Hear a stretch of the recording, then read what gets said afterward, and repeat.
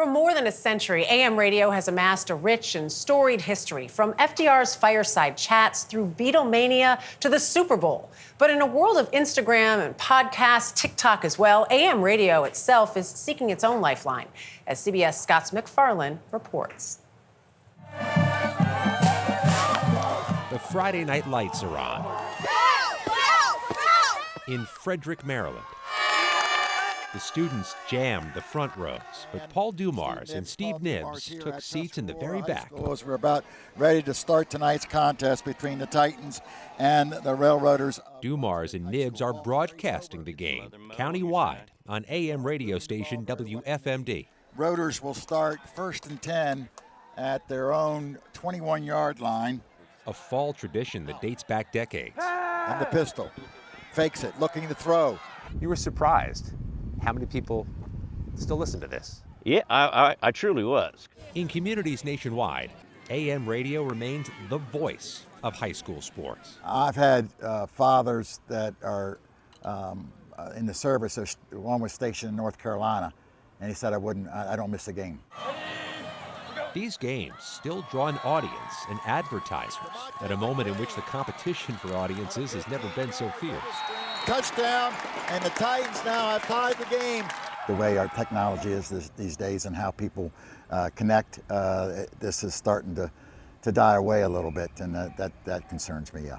The Federal Communications Commission reports more than 4,000 AM radio stations remain nationwide. But in an indication the industry is under pressure, Congress considered legislation last year to mandate new cars continue to install AM radios as listeners shift to podcasts and streams. For several generations of Americans, everyone knew that you had to find your favorite station. Ron Simon is an historian at the Paley Center for Media in New York. A lot of kids don't even know how to tune a radio. They don't know identify a radio. Yes. In September, one of the largest AM radio news operations in America, WCBS 880, an Odyssey-owned station, folded its operation. And for the final time, this is WCBS, New York. A shock to one of the most storied forms of mass media in U.S. history. This is Bob Trout speaking. Allied troops began landing on the northern coast of France this morning. Radio was launched more than 100 years ago. This is Edward Murrow speaking from Vienna. Cemented as a part of the fabric of America by Edward R. Murrow with CBS Radio in the first half of the 20th century. From the 1920s on, America participated in history through radio. In fact, the two defining crises, the Depression and World War II, were experienced by Americans through radio. The major artists, certainly of the 20th century, began on radio. The first generations of rock and roll, the last days of disco. The collapse of the Berlin Wall. We are just currently getting a look at the World Trade Center. To some of the first alerts about 9/11. We noticed flame and an awful lot of smoke from one of the towers. It was that local radio station in town that brought the world to people. The local station looked at events through the community lens. And in just the past few weeks, local radio showed it remains a lifeline during power outages and the chaos of hurricanes, where it still remains local, like it was in North Carolina. I'm calling from Ellenboro, North Carolina. How are things are that way, Ronnie? They're pretty rough. Pretty rough. They hadn't got to me yet. We're going to give your name to one of our resources. In some communities, including this one, Carlisle, Pennsylvania, the local AM radio station is trying to secure its future by leaning into its past. The Noon Report from at WIOO Radio, AM 1000. And welcome to the Friday edition of the Country Gold Radio News. The secret of its survival isn't so much the classic country music of Conway Twitty and Willie Nelson. Well, I only half jokingly say that we're the station on in every cow barn in this county. But what Ray Thomas does and says in between the songs. It's a personal touch. It's something they've done for years. You are on the air on Tradio. Go right ahead.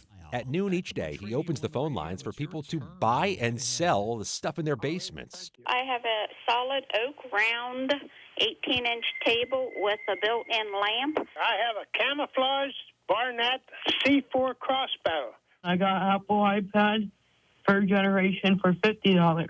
I had a lady one time that had a load of bricks for sale. Just a load of bricks. All right, he got a phone number. 717. You never have a day where the phone lines are just empty. Never. A private graveside service will be held at Thomas even reads the death notices. People still dial in your station to listen to the obituaries be read aloud? Absolutely. They want that. They do. They do. Sponsored by all the local funeral homes. In a world of instantly accessible news and information, AM radio and its old school sound may only survive by being a community. My wife passed away a few years ago. I live by myself. You become more wanting to be part of a community, wanting to be part of a group of friends, and wanting to be part of something other than just yourself. That's been in radio's playbook from the start. And the equipment used to be a living room fixture around which people would gather. This is not just functional, this is aesthetically pleasing. Yes, this was considered one of the most beautiful objects in the late 20s.